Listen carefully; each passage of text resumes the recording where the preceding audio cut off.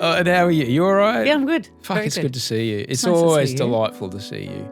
Getting ready for this, Adam was exploring the first time that you came on the show 11 years ago now. People still talk to me about that episode. I remember that. I don't know whether hang on. We I were have in a Los memory Angeles. of It was my being apartment in in your Venice. home. Yeah, in Venice. Yeah. Okay, good. Yeah. I thought that was true. Yeah. Yeah. And people still talk to Was me there about a piano? Yes. Yes, there was. Why is that? That's my memory. Yeah, there was a piano. Yeah. Yeah. I lived alone and I had time to pursue my, single man pursuits. Nice. How is the piano playing going? Well, You're not a single man anymore. no, gratefully. I don't get to sit and noodle quite as much as I used to, but my son's only recently taken up keyboard. So Oh, okay. That's fun. there's a fine line between doing stuff in front of him that you can't do yet Yeah. and not making him feel like, Yeah. and just kind of slowly. Parenting is so complex, isn't it? Yeah, and no one gets an instruction manual. No. And no one gets it right. No one gets it right, ever. Yeah. And what does Maggie Dent say? If you can get to 30%, that's good enough. Wow. Okay. And that's pretty much it. Okay, that's an interesting bar because I often think of like percentages in areas of my life in general. I'm like, if my motivation for this is 51% authentic and noble, then the 49% that is superficial and money-driven or vanity-driven is also fine. I'm just trying to get to 51%. That's all you really But need. 30% is the parenting one. But this is why kids' books really come in handy. Mm. Kids' books come in handy because it's a way to communicate parenting stories across family units, which otherwise we might not get, and get new ideas about parenting. Some of them are, I've read a lot of kids' books because I started with kind of young adult because Georgia was 10 when I met her. And so I read a lot of that kind of stuff, and then we regressed So kids' books. to the 30 words. Yeah. A word a page. Yeah. And Tell you some what, of if you're an author, the 30-word books, that's a good very hard to do. return on. It's hard to do. It's hard that. to do. Very hard to do. Okay. As you would have known, writing a Well, kid's book. Do you know what? Writing a kid's book compared to writing a memoir, writing a memoir took years and a lot of emotional excavating.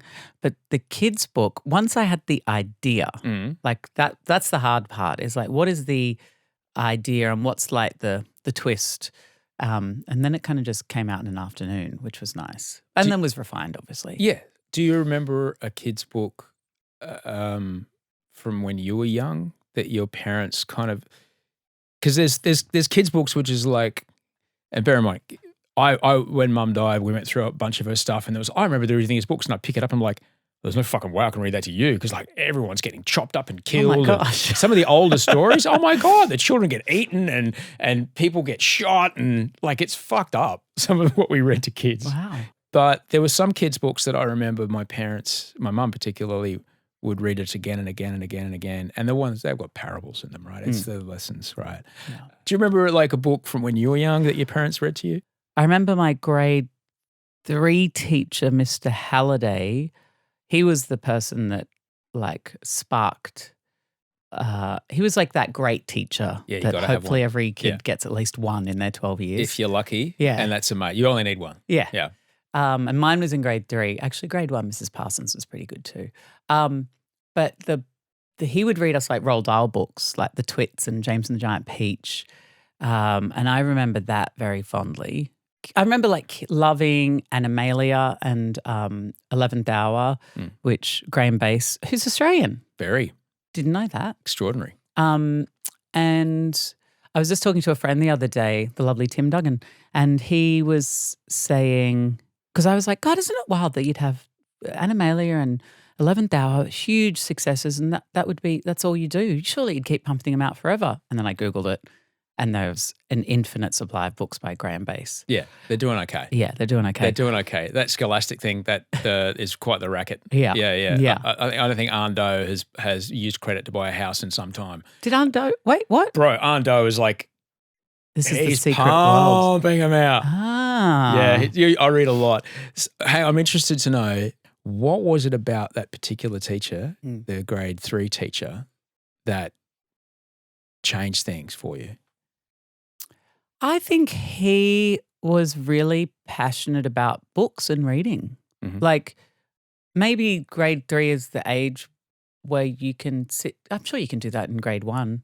But like he would sit us all down. He would crack open James and the Giant Peach, Charlie and the Chocolate Factory, and he Yeah. would sit and read it to the class. And I think, well, those stories and that, maybe that was the first time I'd been read do you call that a novel? Mhm. Yeah. Yeah. So like that idea of being immersed in a long form Yeah. world, and then the words then conjuring my imagination and the pictures that got to Yeah. be built inside my head. Maybe that was the first time that had happened. Right. I don't know. I remember those moments. Yeah. Again, Roald Dahl. Again, wanting to read them to Wolfie and going, oh, actually, no. No. There's a lot of like the aunts in James and the Giant Peach Yeah. are abusive, horrible humans. Yeah. They're terrible people. There's a lot of that in Roald Dahl books. Yeah. Yeah. It's really The twits. It's not okay. Like I find myself lucky. I took studied improv and did all those improv years because I'm like in the same cadence. I'll be like, and then Auntie put the kettle on, and like I will edit as I go. Yeah. Because some of it is so gnarly. Yeah. There's children going into minces and all kinds of terrible stuff. Matilda. Actually, all of them horrible things happening to children. Horrible adults.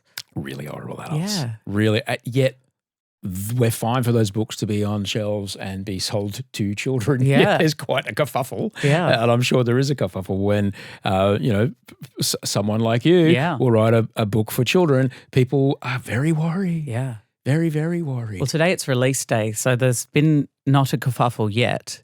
Give it time. So I'm girding my loins for the Get them girded. kerfuffle. Although, you know what?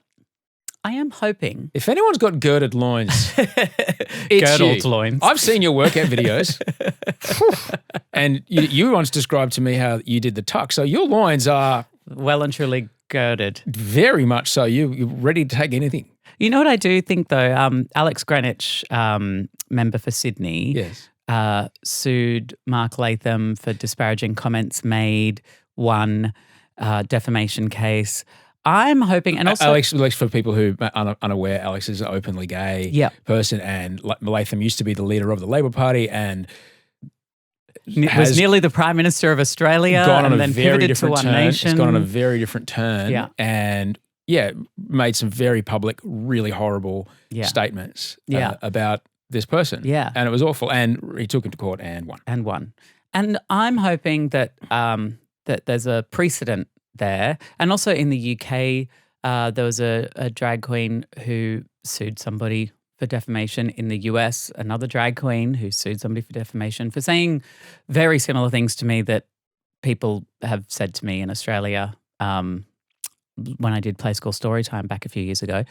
And at the time, I was asked whether I wanted to pursue any legal action, and I was like, oh, why would you bother? Like, it's just a lot of energy, a lot of time, a lot of money.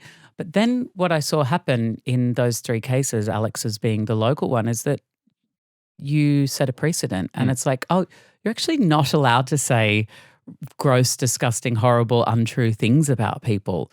And perhaps, I don't know, maybe from, I guess, the world we live in, we see a lot of that happening anyway. Yes. But when someone actually takes action and stands up for themselves in that way, you think, oh, that's the point of the justice system. It is. So I guess,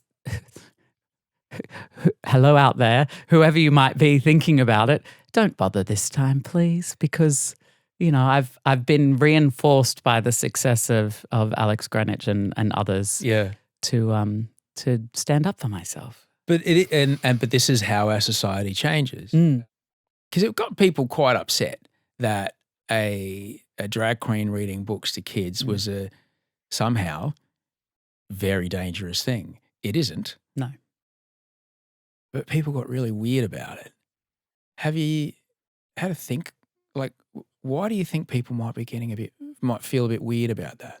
I think that there's been a long played game when it comes to attacking the queer community from back in the, the 80s, you've got your Anita Bryants and people like that, would somebody think of the children? And this idea that there's something inherently sexual or sexualized about queer people, drag queens.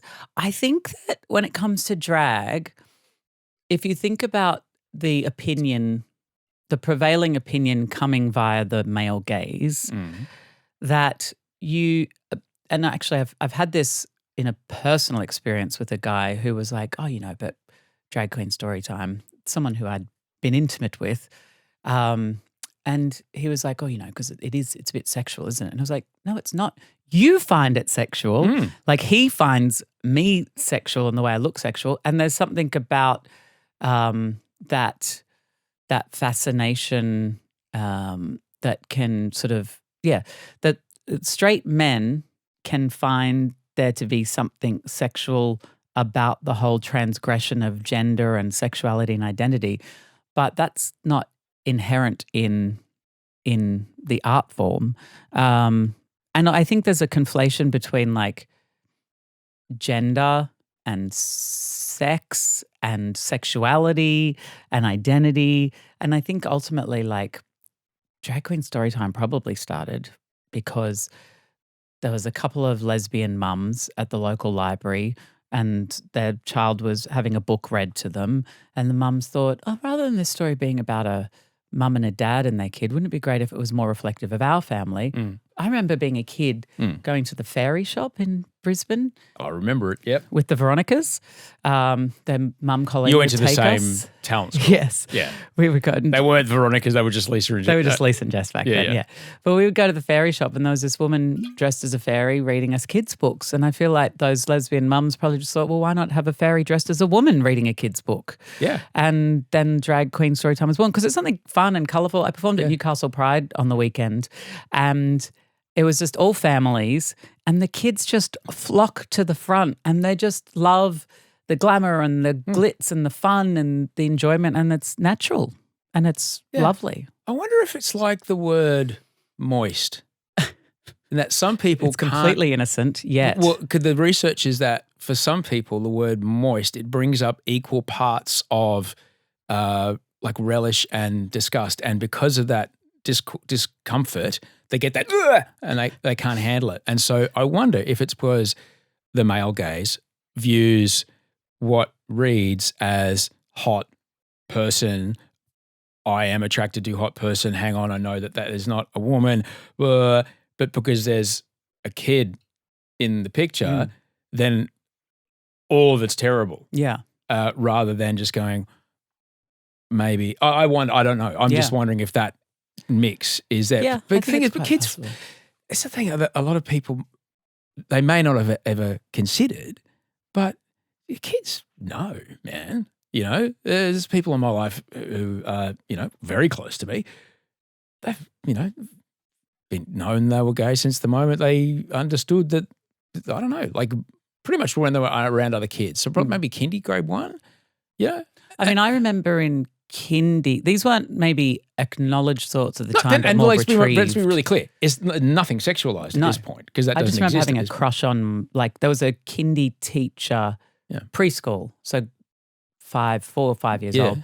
And I just remember like just thinking he was dreaming. I also remember he had visible earwax, which grossed me out. I haven't really seen that since. Your standards have improved since that. Yeah, they have. Now I've sexualized it. I am interested though, and we got very uppity about this in a hurry. I was grade 2, Kenmore South State School, and PE, they taught us the Time Warp, which is a song from a film whose protagonist is a sweet transvestite, cross-dressing cannibal mad scientist. Maybe this, hang on, wait.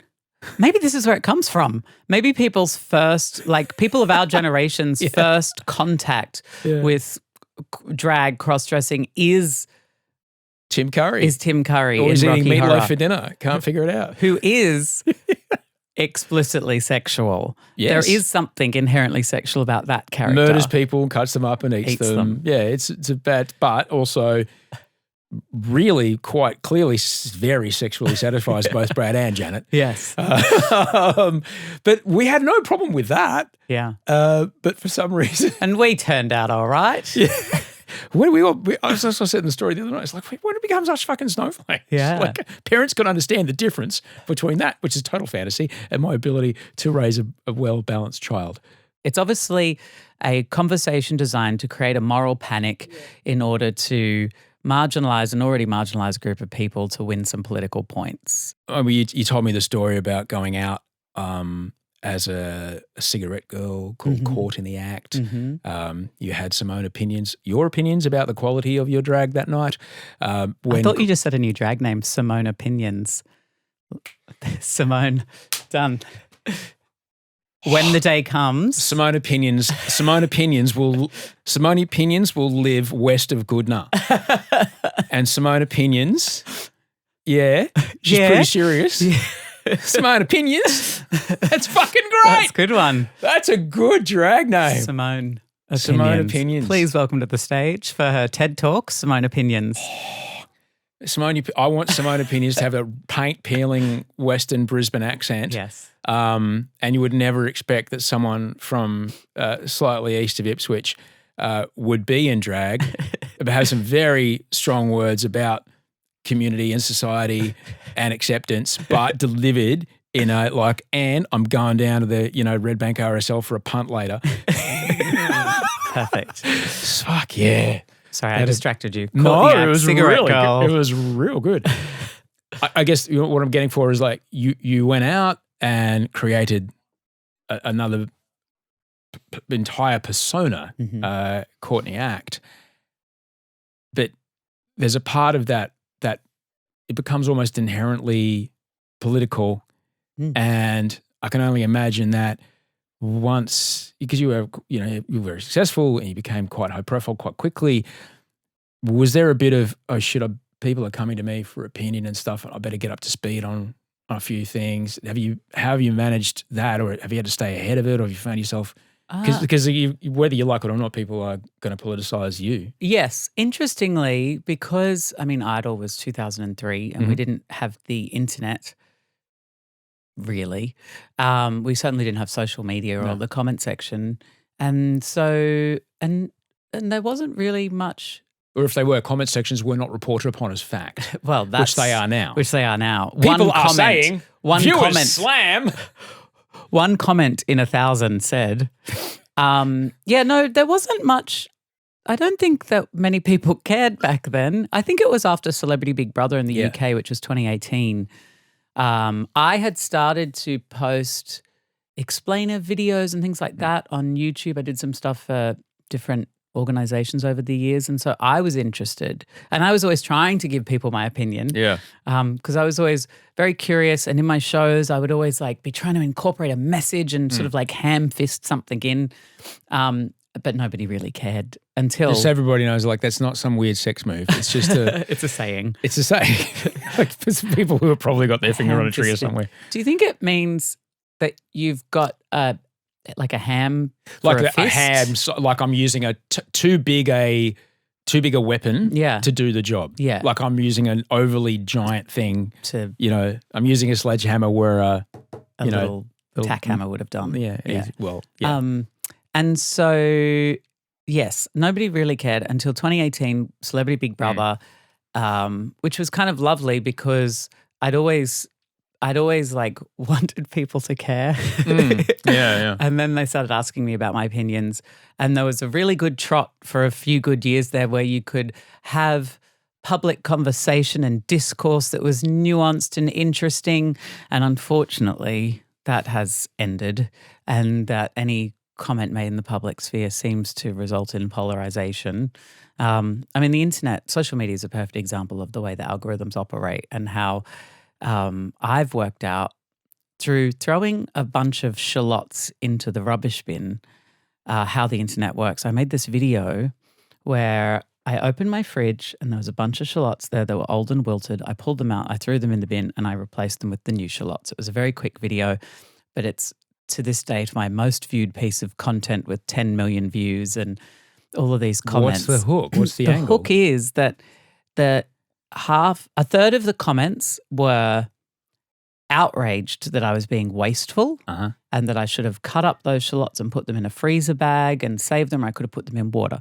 A third of the comments were outraged because I was calling spring onions shallots because I'm from Brisbane. How dare you? And another third of the comments were saying, oh my God, that's so me. Like, you've thrown out the wilted ones and you've got the new ones and you'll never use any of them. And it just kind of made sense that actually, if you want to create viral content on the internet, you need to outrage 2/3 of the people and you get 1/3 of your audience to support you. But actually, if you look at the comment section of anything that is viral or popular, it's all mostly It's that ratio. hate. Yeah. And so you're incentivized to create divisive content now. I mean, it changes your thinking. It changes the way you think about things, and Yeah. people imagine in their heads, oh, what's a comeback I can say here that's going to be a slam dunk, rather than tell me more about that. and even the comment section now, because now there's this culture, particularly on Threads, which I don't go on Threads, and I presumably on X. The comment section is more entertaining than the post. Yeah. So now the humble commenter is the star. Like today, some girl, because I posted, about my children's book on all of the social media platforms, and then I was on Threads, and there was some girl who said, "Can somebody remove this man in the yellow shirt from this photograph?" And then I was like, "What?" And then I looked, and people have taken this still photograph and run it through AI, and all sorts of weird things end up happening in the background. And it was thoroughly entertaining. Pointless, but like, I don't know whether this girl was just rage clickbaiting or whether she genuinely wanted the man in yellow removed from her photo. But thousands and thousands of comments, and they're the stars, because it's like, what is this stupid post? What is she talking about? And then it's the comment section is the star. It's not real though. No. This is not what we'd never say these things to each other, to each other's faces. No. I mean, I think it's to do with capitalism, and the algorithms that they've worked out that this is how we can get a lot of eyes addicted to this content by playing on that tribalism, that us and them, the fight and flight sort of response. And that over time starts to condition the brain into thinking that that's what life is. But also, like, I think there's this idea of like proportional representation in some way we need to find on social media. I had this thought the other day. Obviously, they wouldn't do this, but I was like, why? Maybe social media should have like the AI can read all the comments and it can say, it can have like a little sliding scale and like this many people disagree, this many people agree, and here's because when you look at the comments, you're like, oh, everybody strongly disagrees with this, but there's 2,000 comments, and you're like, oh, actually, 10 of them strongly disagree, and the rest are all, lovely or not, or a little proportional representation. It's also the fly in the soup, isn't it? And I'm sure you've had this experience. You read, a response to something you've put online. Love it, love it, love it, love it, love it, love it, love it. What a dick.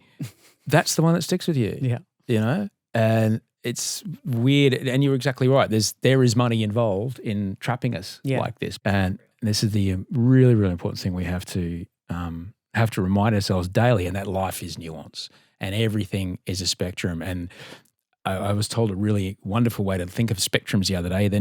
It's not linear like the electromagnetic spectrum or the light spectrum. Spectrums are like the color wheel you see when you pull up Photoshop or something.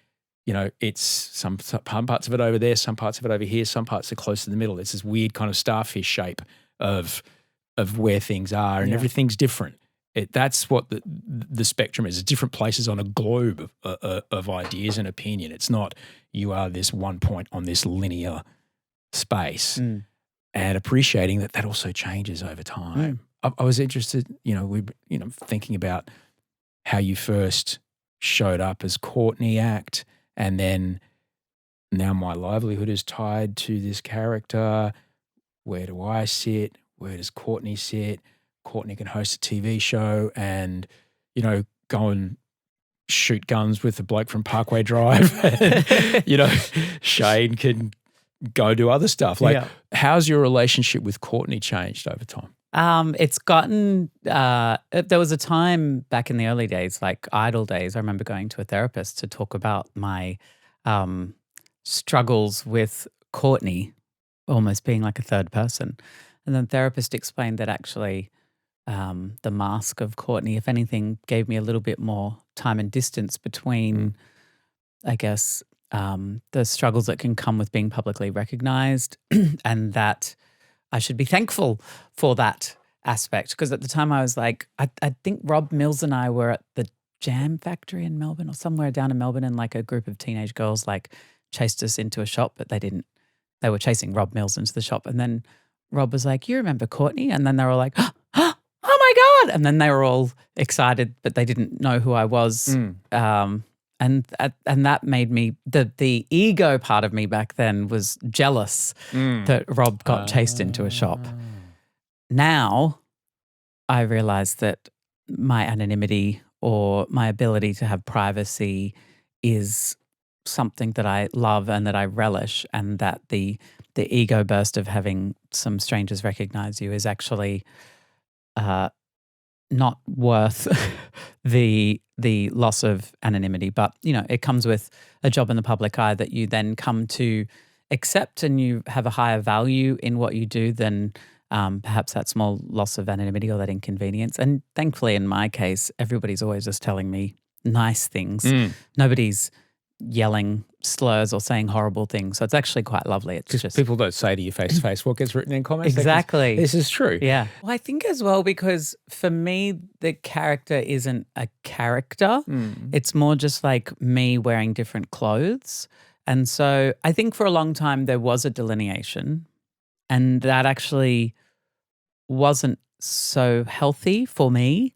And I think that delineation came because there was shame about doing drag and being Courtney, and that it was a different time. It's as I say it now, I'm like, surely that wasn't the case. Surely you were never embarrassed by doing drag, like post-Idol. Like, surely this was the greatest thing to happen. But it was always like, oh, you know, it's just a job. Like a police officer wears a police uniform. Nothing funny going on here. And then around 2014, and probably due large to the public conversations and the storytelling that was happening in the media, I was able to accept, and also through conversations with friends personally, but I was able to accept and understand that actually it was okay for boys to be feminine and it's okay for girls to be masculine, and that me loving doing drag and loving being Courtney and the certain style and type of drag that I specifically chose, which was very feminine. Like drag is often a lot more elaborate and bigger and clowny and costumey. And my drag was always quite feminine. And so the question was asked to me, oh, why do you think that you resonate to that sort of specific type of drag? And I was like, well, what do you mean? What do you mean? Nothing funny going on here. And then this friend, the friend who was Chaz Bono actually, helped me, Cher's son, helped me sort of understand that it was okay that I like feminine things, because I'd grown up in Brisbane in the 80s and 90s and it wasn't okay to like feminine things. And so oddly, compartmentalizing the femininity into Courtney, into this character, was a way for me to justify doing it. But then, 2014, I was like, oh, actually, I just really like it. I love it. Yeah. I like feminine things. And interestingly, my fashion as Shane, I would always struggle. I couldn't work out how to wear clothes as Shane. I would buy things. I'm like, oh, this doesn't fit. And ever since then, I've just felt so much more comfortable. Like today I'm wearing a pair of floral, looks like your grandma's couch. What do we call this? Not tapestry? It's kind of like almost like a carpet baggy kind of. Yeah, carpet bag it's trousers. Delightful. It's not quite curtains, but no, it's very special. Could be a couch. It's very intricately woven. But yeah, I've become very comfortable, and I've sort of taken those two halves of myself and melted them together, and I like both halves now. And I love, it's like when a celebrity a female celebrity who I don't know, Jennifer Lopez at home versus Jennifer Lopez on a red carpet. They look very visually different. And I think for me, Courtney is like Shane on a red carpet, but also nicely, Shane can go on a red carpet too.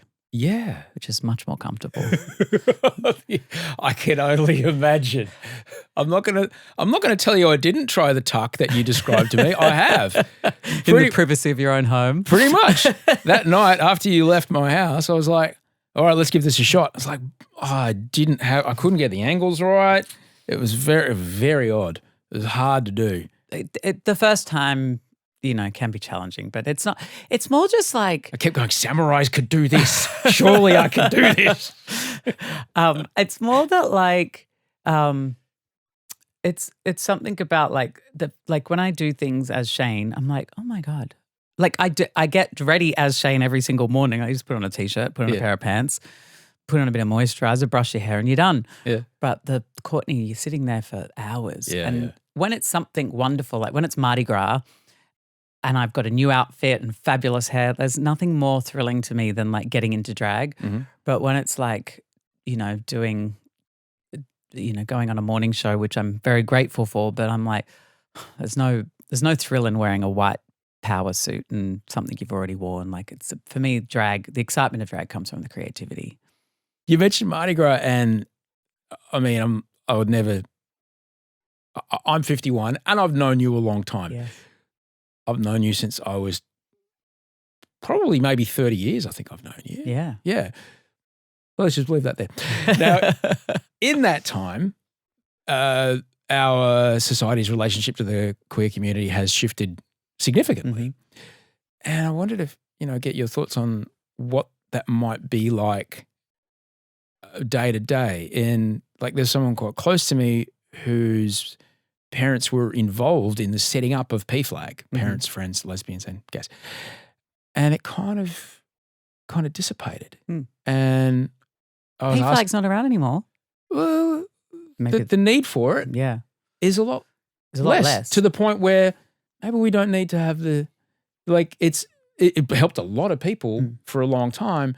And yet, and now because of the way that our community is and our society is and the way that, books like this are published, okay, we might. I'm going to go out on a limb and say that maybe those parents or that chapter of PFLAG was a Sydney city or a eastern suburbs. Oh, no, they're west. Okay. Yeah. Because I've got a friend, I'll try and keep it general for their anonymity, but I've got a friend who's... You were so fucking good at your neutral pronouns. I remember you teaching me about this. I was like, damn, you just do it without breaking step. I've got to think so hard. Well, I've got a friend who's a trans woman and she works in a public school system, primary school, as a teacher's aide. Yeah.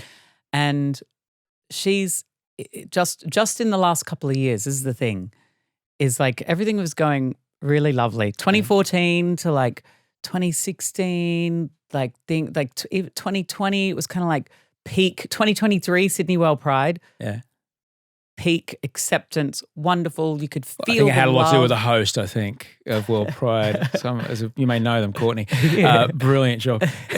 But there was just like, I remember watching moods and attitudes change. I remember when I was living in the US, and I remember when Obama made the speech about marriage equality. I remember being so moved that I cried. To hear an American president saying the word. I remember there was shock when the first time I heard him say gay, lesbian, bisexual, transgender.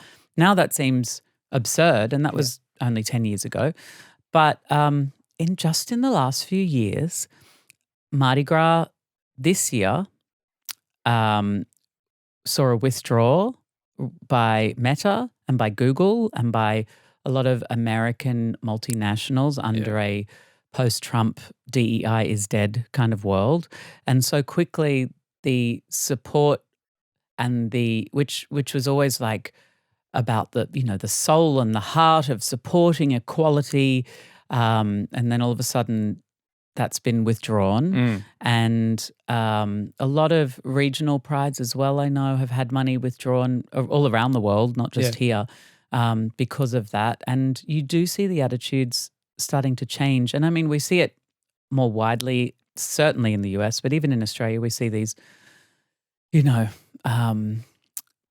sort of hate groups more broadly rising up in different facets. And so I think that whilst it felt like maybe the fight was coming to an end with Mardi Gras, that we've actually got new reasons now to be steadfast, which is unfortunate because it would have been really lovely if everybody was just accepted. But like in the eastern suburbs in Sydney and Melbourne, yes.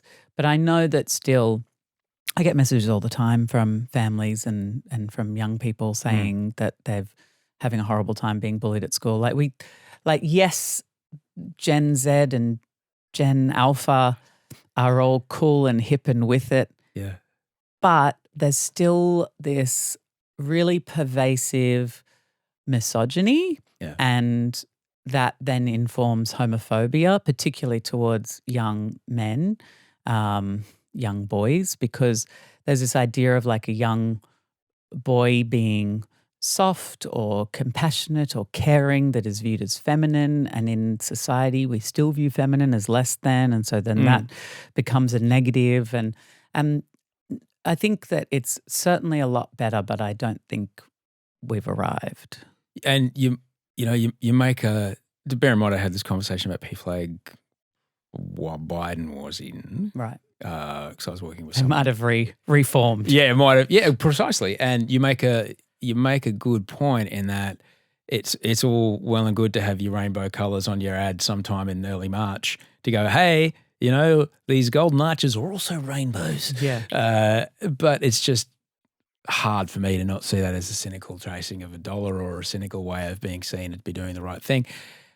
But I wonder if that is because it's in response to whatever the administration that they're working under, who holds the reins of the regulation of their industry, and this may be similar. So, and in a weird way, like it's not like Pride is the only thing that has suffered under Trump's administration.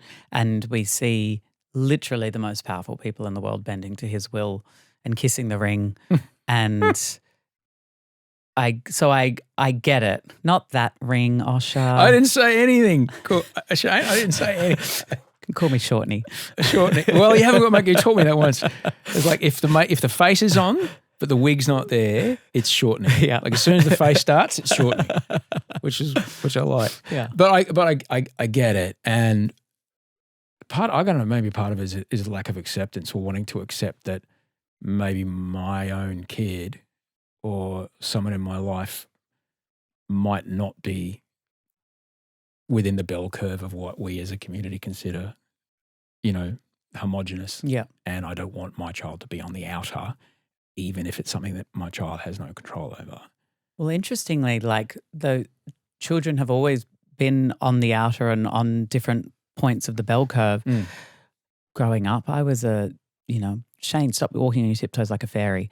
But we just didn't have language for it back then. But now to describe gender as a spectrum, which gender is a spectrum. Like if you look at, you're a different type of masculinity to me, and I don't know why Bob Catter just came to my mind. He's one kind of masculinity, and Reese Nicholson is another type of masculinity. And so I think that we can see that gender exists on a spectrum, and we can also see through time that gender exists on a spectrum. Women weren't allowed to wear pants, trousers in the 1930s. Katherine Hepburn kicked down those doors, and it was made a lot easier because she was wearing slacks. And it's just that thing that we see the way that gender evolves. And I think that someone has made something spooky about this idea of gender being on a spectrum when it's really quite literal, and we see it all the time in our world. I think that, again, that loud minority has willfully misrepresented certain parts of the conversation to create a moral panic to win political points. But I think that, really, you've got young kids. You just want them to be happy. You want to listen to them. You want them to feel heard. Yeah. You want to support them in who they are and how they express themselves. And there's a certain amount of give and take in that. Like just because a kid says, I want to wear a Spider-Man costume, you don't think he wants to live as Spider-Man for the rest of his life. But certainly I think the idea that people who have penises act this way and people who have vaginas act this way, and that there's a very clearly defined binary and that there's very sharp walls and boxes around those two types of people and they're never allowed to deviate from that. I think that's not true. I think that is something that creates a lot of struggle in those people, in society in general. the conversation around masculinity and like the straight white man and that sort of thing, I actually think like the box that is placed around the archetypical straight white man that we see a lot of these conversations about masculinity pushing against is so it's so narrow and it's so restrictive. Like if a man's integrity is compromised by him having a flourish of the wrist or a desire for something that isn't football or F1 or beer, like it just feels really like it feels like such a flawed. And I think the thing is, it's like born into a cage and you don't know that you're in a cage. And I think interesting, like the message of the queer community. And I think because I was born into that cage essentially, and then as we grow up, I didn't fit the cage enough that I had realized that I was in a cage and didn't fit. And so like there was something that didn't fit so much about me that meant that I was able to identify myself independently of that. And I think that for a lot of people, perhaps they don't realize that there's all these expectations that society has placed on them, and actually they are allowed to. I'm not talking about anarchy and the dissolution of civilization by any means. I'm just talking about like, I don't know, do you like that thing? It's okay if you like that thing. Yeah. And I mean, I think you're a perfect example of a man who has defined who he is and the things that he likes, and you know, you're out there having lovely, thoughtful conversations with people. You're expressing yourself in mainstream media in ways that feels like warm and inviting, and those, even that as a quality is progressive in a way from the archetypical man we've grown up It can with. still feel kind of lonely sometimes because I'm just not the kind of guy that does things that a lot of other guys do. And I find it difficult to engage. And so I'm like, okay. And so it's a bit weird sometimes because I find it difficult to find other men, and you know, most people my age would struggle to have close friends. Yeah. I'm lucky to have some quite close friends, but there's not many of them because there's not a lot of men who kind of see things from where I see them, and so it's not without its difficulties, and it's not without also feeling like I can't get behind that, man. Like, I really don't give two fucks about what that car does. Well, isn't that the interesting thing, right? Because there's something that has authentically spoken to you, and that you've lent into, like all of the things that you like and enjoy, and there's something that can feel lonely about that because so few people do. I mean, I'm sure that a lot of men genuinely do love cars and football. Yeah. Like, I believe that to be true.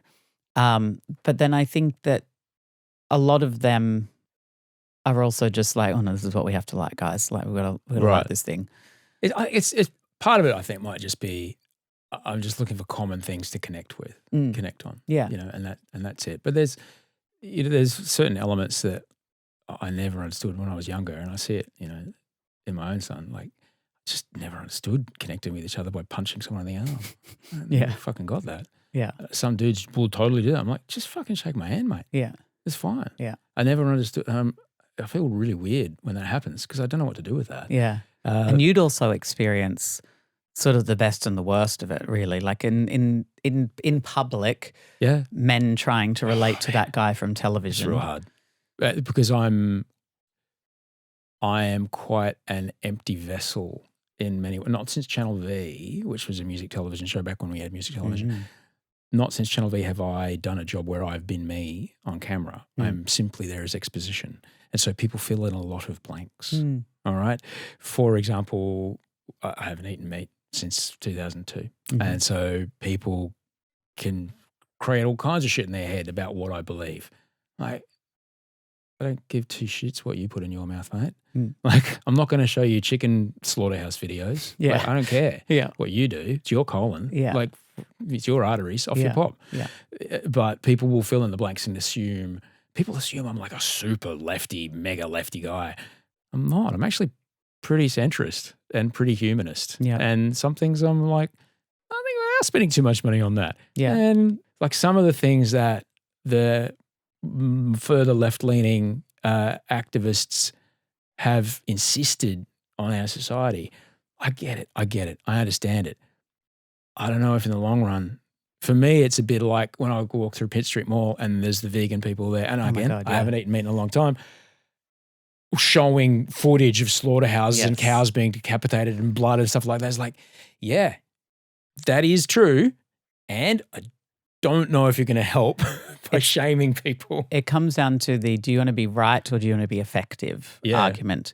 And quite often I think, oh yeah, this is, yes, you're right. Yes, this is correct. But I think we do need to acknowledge that we do live in a society which is a shared space, and we want to work out how to make that as good for everybody. And I think that also, because of the algorithms, that this idea that there is this ginormous cohort of people who believe this thing. Your children are going to change genders before little lunch. Well, that one. Yes. But like the ideas on the extreme left and the extreme right take up so much conversation space in the center. And I think these ideas are like, let's say 3% of people actually believe them, but we spend 30% of our time talking about them. Yeah. That doesn't make sense. It comes back to your proportional comment section. I like it. Well, because the other thing is the more time we get sucked into the talking points of the extreme, the more volume and column inches and credibility we give them. And so, I mean, when doing publicity for this book, I've been asked, by everyone essentially about this conversation about drag queen story time. And I just think like the more we talk about these niche opinions, like if I released this book 5 years ago, 2020, it would have only been celebration, joy, how wonderful, isn't this lovely, what a sweet book. Oh, she looks so glamorous. Oh, do you know what I mean? And that it's so weird that in the last few years that there could be ever something untoward about me, a drag performer, releasing a children's book. And I remember at first I'd sort of brushed that off. It was when Senator Antic held up my photograph in the Senate estimates and asked, why is the ABC using government money to groom children? You weren't. No. Because that's a very difficult word. People use it when they shouldn't use it. Yeah. And Senator Sarah Hanson-Young was there, thankfully, to say you shouldn't be using words of abuse where none is happening because it diminishes the instances where it actually is happening. Yeah. Let me, for people who are outside the country, it was an episode of Play School, which is a show that's been running on the ABC, our public broadcaster, for 70 years. Yeah. Long time. And there's always people reading stories on that show. Yeah. And I read a story in drag, a very pleasant story called The Spectacular Suit about a girl who wanted to wear a suit to her birthday party. And I think this Adelaidean senator saw an opportunity to speak Australian politics with an American accent. Yeah. Thankfully, it kind of failed miserably. Yeah. But he stole an innocence from me.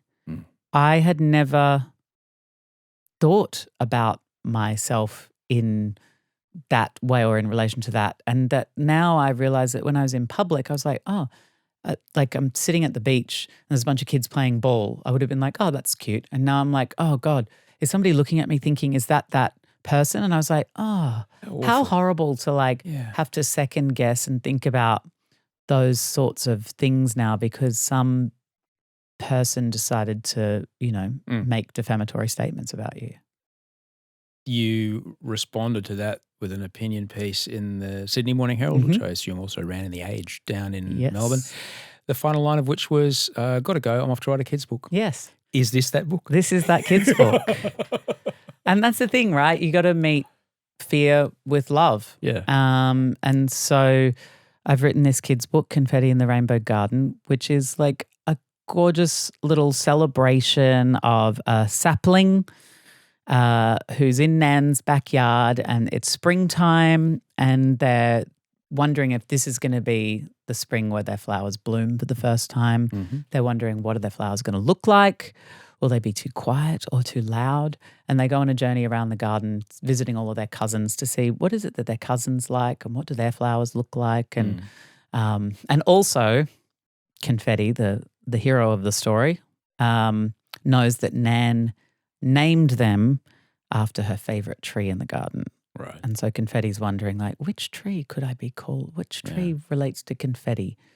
They go around the garden talking to all of their cousins who are all Australian native flowers. The art is delightful, by the way. And, when you read it, you are going to want to, you want to know what's going to happen to the Ibis. Thank you. Good. It's very special. I read a lot of kids' books because in certain kids' books, there's a little, because you read them so often. Yeah. You read them you read them 100 times, more. And so if you can put a little thing in there that lasts over the arc of the book, it's another thing to engage with, why your kid starts to predict that. And that's why they like them again and again and again, because they know it's a safe, predictable thing. And it's lovely. What I like about it is there's this idea that you don't need to know what you are straight away. It'll come with time. Yeah. And it's okay to be curious about it. It's okay to be a little worried about it, but it's also important to remember, like, it's going to be all right, whatever it is. Yeah. However it shows up, whatever it is.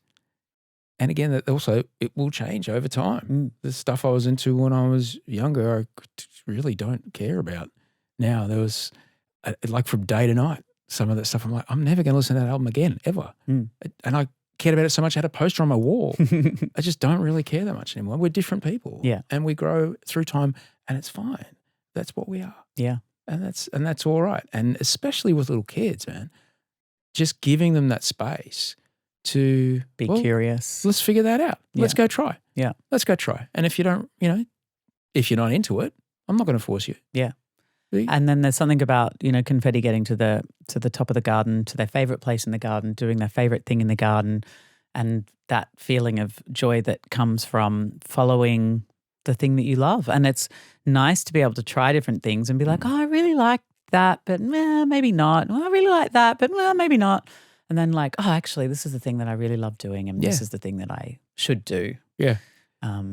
There's that idea of authenticity. And something you think, oh, that looks really awesome, I can't wait to try that. And then you do it, like, actually, it isn't what I thought it would be. I had a different idea from the outside, but now I'm doing it. Yeah. In my experience, that would be breakfast radio. It isn't what I wanted. No, it isn't what I want anymore. Yeah. I mean, even like in this book, the cousins all have a different thing that they like. Even making those things, science, gardening, synchronized swimming, poetry. Like I was just trying to, like, I could have made them building stuff and, ballet and like the archetypical or stereotypical things. But I was like, I don't know, like this one of the Lily Pilly. Yeah. She really loves science, and the kangaroo paw really loves playing soccer. Yeah.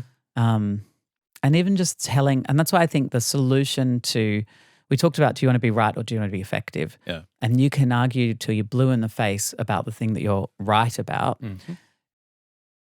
Often that tactic can come with shaming the people who are wrong as well.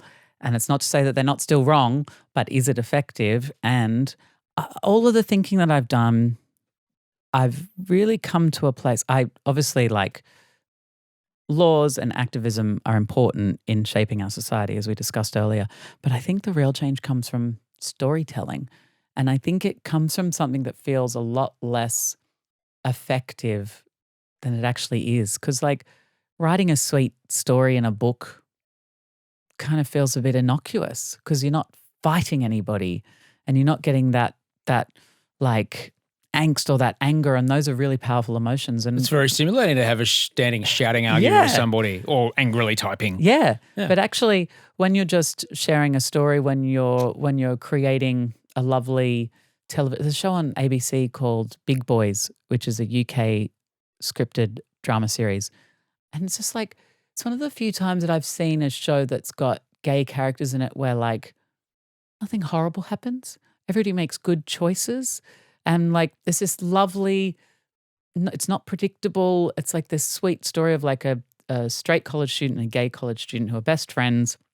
And I'm like, oh, so lovely to watch. And it's so entertaining, and it's had 3 seasons, so it's been a success. It's been exported to Australia. And I actually think that like all the people watching that sweet, lovely show probably have their opinions and ideas expanded and shifted a little more and thinking a little bit differently rather than like that nasty comment you're leaving in the comment section. Yeah. I've got all these ideas that I want to explore through, I don't know, like documentary or like other that I'm working on at the moment, where it's just about like, how do I reach across the aisle and how do there's this Maya Angelou quote that I just post. I'm not often one who reposts other things, but she just talked about whenever I do anything, whenever I step on stage, whenever I go into a meeting, I take all of the people who have ever been kind to me with me in that moment. And I just think there's something so beautiful about that idea of like being kind.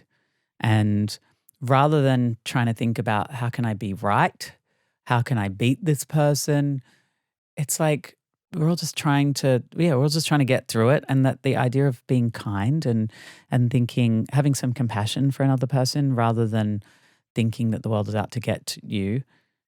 Yeah. It's hard to do though. It is hard to do. If you are particularly a persecuted minority and your whole life you have been shat upon. Yes.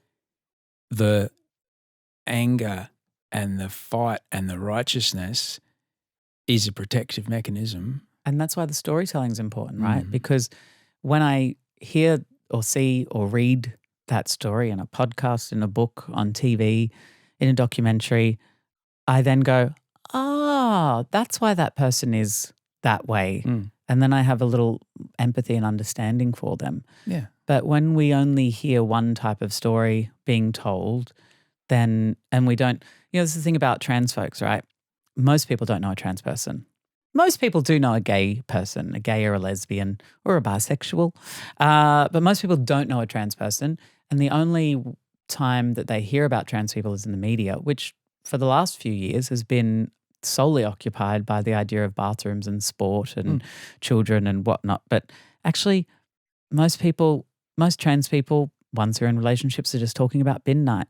And they're just, do you know what I mean? It's like, they're just a human being who's trying to get through life exactly the same way as everybody else. And I think less sensational and more sort of just run-of-the-mill stories that aren't centered around the extremes of identity are really important. Yeah, we have this idea that we turn the things that we don't have the full picture on, things we're unfamiliar with, things that are frightening to us, we turn them into like the biggest, scariest version of what it could possibly be, and then that's what we're reacting to. And that's the thing about these, I guess I would call them right-wing talking points, extreme right talking points, is that they've been constructed to occupy our attention, to create a moral panic. Yeah. And so when we get sucked into talking about those things, I think we do a disservice to the humanity of those people. And I think that's why I want pop a trans newsreader on the telly.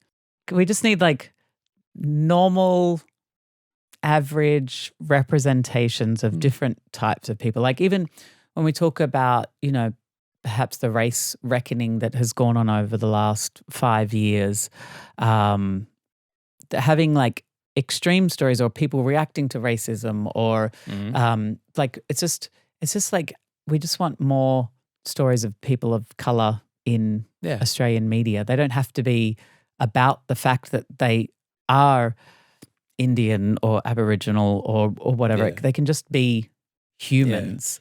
Because it becomes tokenistic otherwise when we're constantly representing people for the minority they represent. Maybe a pathway forward is so I'm closer to 16 years sober than I am 15 years now.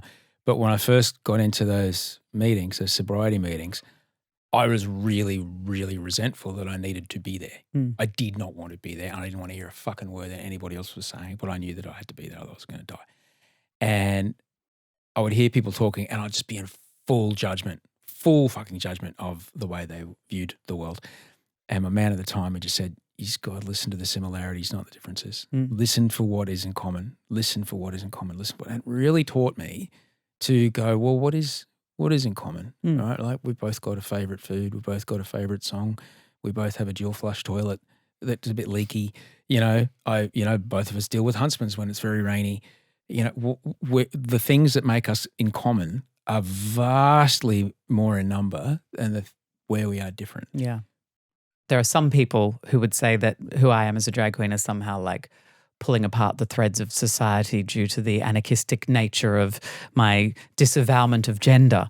But I mean, really, if you want to focus on what the problem is, it's the separation of sex society through social media algorithms. Yeah. The other benefit of getting out of social media, and like I could talk to you forever and ever and ever because I adore you. I am seeing, and I see it in Georgia, who's now 21, as phone down. And her and her cohort of friends, they will seek out things where they're doing things together. All right. We've for so long been kind of isolating, and I'm wondering, what do you get out of, what kind of nourishment do you get out of being with other people and connecting with other people? It's real. It's what life is made of. And one thing that does give me hope is that if you look at history, things swing left, things swing right, things change. And at the moment, it feels like a race to the bottom. But actually, like as humans, the isolation that we're all feeling doesn't feel good. And the ones of us who are old enough to remember a time before the that before was times. Yeah. We're like, when it was in 4x3. Yeah. Hang on. We need to go outside and we need to have analog experiences. Yeah. And analog experiences are now being, often it's about what you can, how can you convince the people who are making the money to change what they're doing in order to benefit society? Like with, the environment, how can we convince the gas and oil companies to do green stuff and make money off that as well? Like, I don't know, is ExxonMobil green energy the best energy? I'd rather it be that than fossil fuel energy. Do you want to be right or do you want to be effective? Exactly. And so when I think about how do you make real things, I think humans are craving real things, real analog experiences. And you see like high-end luxury brands now creating analog experience, like a book club at the Prada shop kind of thing. And so there is a movement and an awareness that like there's money to be made from analog experiences. I think live performance and comedy and live theatre I'm hoping will kind of benefit, because when in a world of AI slop and when you can't trust, like now I see, what did I see? A friend of mine who could very well have, she's on Strictly Come Dancing at the moment in the UK. Because Dancing with Stars is on in the US. They're running at the same time. They are running at the same time. Rob Irwin famously representing the country. But yeah, Lavoie is a drag queen. She's on Strictly. The photo of her and Cher on her social media. And I was like, I don't know if this is real or not. Because we now live in a world where it could have been fake, it could have been real. And then I stopped believing. I've found myself doing that too. I've just put it down. I'm like, I don't want to have to filter every single one to go, that's real? unbelievable. There's no way that can't be real. And we'll tire of that very quickly. Yeah. And we'll go, hopefully, we'll put our phones down and we'll go outside and we'll want to see something on stage that we know is real. Yeah. Because we can see it with our own eyes. And we're human people and connecting in that space and connecting with other things that are, you also find interesting, makes you feel less alone. And it's real important. Look, thanks for writing the book. I'm bloody glad you did. Thanks. I'm glad to get, it's important. You signed off on your little op-ed there and you went, I'm going to go do this thing now. And you've bloody done it. Well, because there's that other idea where I'm like, maybe I just won't. I did have a moment where I was like, do I want to do this? Because it wasn't the Play School Storytime thing. It was soured with some, It fucked up your day at the beach. Exactly. and then I thought, actually, weirdly, the power of art. I was in the shower. I was feeling a bit down back in that time. And I was like, I don't know, maybe I don't want to participate in this anymore. It's gotten ugly. And then Beyonce's, I had music playing and it was like Beyonce's Queen's remix to You Won't Break My Soul. And she was having this like, you can take it. You were built for this. She does that. Give it to me. And I was like, yes, Beyonce, yes, give it to me. And it was the thing that re-inspired me. And I felt kind of like a bit pathetic in a way that just a few words from Beyonce and a pop song were the thing that made me from wanting to give up to wanting to succeed. But it was. And I just thought, yeah, I'm going to write this book. I'm going to release it. And I'm going to lead with kindness, lead with love, and focus on the joy of it. And when I got to read this book to a bunch of kids the other day in the Botanic Gardens, it put it all in context. I was like, this is joyous. It was so sweet. And I got to the page, does anybody know what synchronized swimming is? Yes, Archie. Synchronized swimming is where two or more people do choreographed dance moves in the water in a competition-style event. And I was like, thank you, Archie. Very good answer. And just like the joy of it and like the beauty of kids, you just like, I want to put the story into the world. And I just want to participate in the conversation more because I think the detractors would rather me be quiet, be silent, go away, not participate. That's the whole point of that moral panic. And I've just thought, no, I'm gonna be here. I'm gonna stand strong, and I wanna, think of all the people who have been kind to me over the years and bring those forward with me into everything I do. And I think the most powerful thing in all of that, Shane, is the detractors that you speak of. Most definitely, because it is real easy to not lead with kindness. It's real easy to be angry. That is the simplest, easiest thing to do. To lead with kindness and have empathy and appreciate nuance and be inquisitive. It's actually quite difficult to do. However, it's the only thing that's ever allowed us as a society to progress beyond just chopping off people's bits and pieces for things we don't agree with. Yeah. And it's hard to do sometimes. Yeah. It's hard to be kind. And if I stop and think about why those people say those things, I'm actually able to like pull the thread and understand, not agree with, but understand how they got there. And so in that respect, I've sort of taken a moment to try and find empathy for those people who, would say horrible things about me. Yeah. And I'm like, oh, actually, you're probably, the comment section, you're probably sitting there, you're feeling powerless, you're trying to pay the bills, it's been night, etc. And there's something that you can write this comment and you feel real good about yourself. You're like, oh yeah, take that. And you've got a little sense of power in your life that you didn't have before. Yeah. The sort of the larger architects of it all, I think are benefiting in other ways, and they just take advantage of people's emotions to exploit that. I found a great relief once I started doing meditation, loving kindness meditation and this sort of thing. But it is hard to do, but to model that is very, very important. And I hope you don't have to then I hope that is your legacy. There may be a particular ruling of, Jenek versus something 2026, which is the legacy that is the legal precedent. Hope it doesn't come to that. But you can't be what you can't see. And to be someone under fire like you are, but to lead with kindness instead, that's freaking beautiful, man. Thanks. And after I read the book to the kids for the first time and saw how much they loved the ibis, I went home and penned the second book. So I could do a whole other podcast with you about ibis. I love ibis. Love ibis. I can't wait for the second book. Yeah. Confetti on the bin chicken.